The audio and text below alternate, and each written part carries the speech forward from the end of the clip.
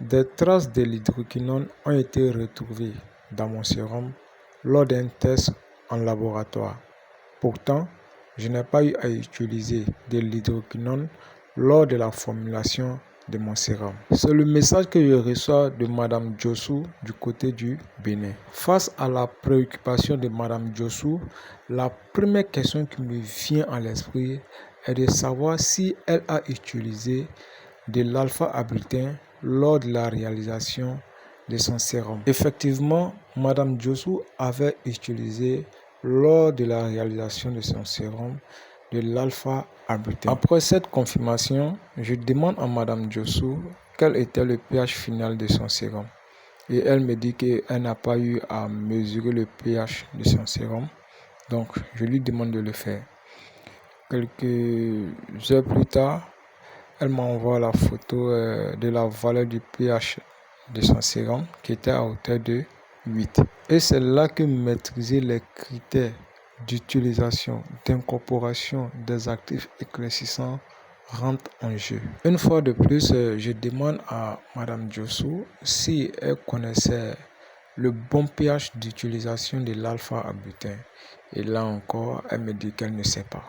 Pourtant, Madame Djossou m'avait contacté un mois auparavant pour commander le livre sur comment maîtriser la bonne utilisation des actifs éclaircissants en cosmétique. Et lorsque je lui avais communiqué le prix, elle a estimé que c'était trop cher.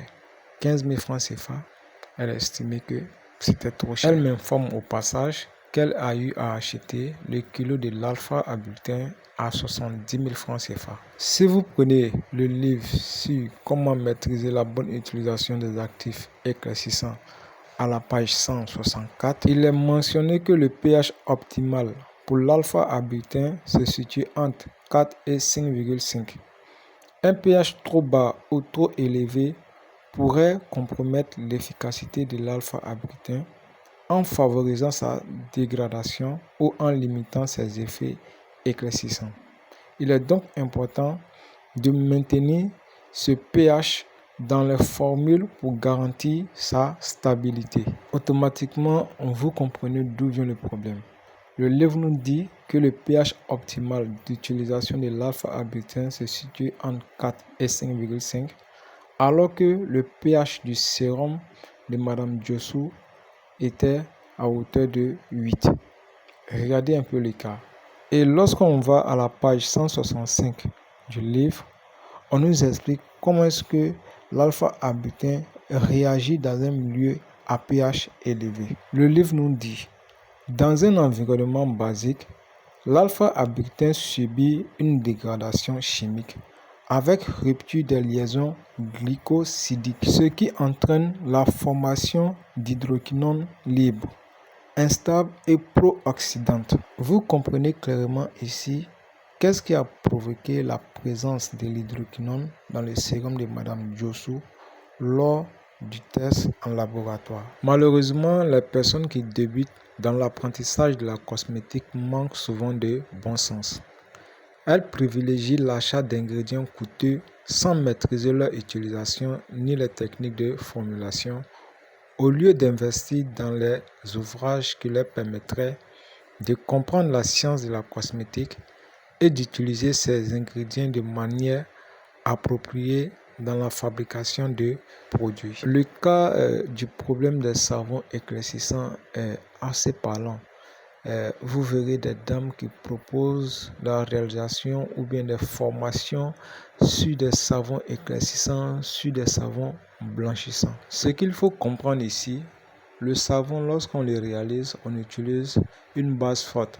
Généralement, c'est soit la soude ou la potasse. Du coup, le pH final du savon est toujours élevé. Généralement, ça va tourner autour de 8, 9 ou 10. Alors que les actifs éclaircissants, eux, ont un pH bas. Donc, le fait de les incorporer dans les savons qui ont un pH élevé, cela dénature leurs propriétés, cela dénature leurs molécules. Donc, le principe actif de départ que vous mettez dans le savon, plus tard, devient un autre produit qui, lui, devient très dangereux pour la peau. Et nous avons expliqué le cas de Madame Diossou qui a incorporé l'alpha-abductin dans un sérum à pH 8, ce qui a transformé son alpha-abductin en hydroquinone. À un moment donné, faites une pause et posez-vous les bonnes questions. Est-ce que vous faites les choses dans le bon sens? Car lorsque les choses ne sont pas faites de façon convenable, de façon professionnelle, ça finit toujours par vous rattraper.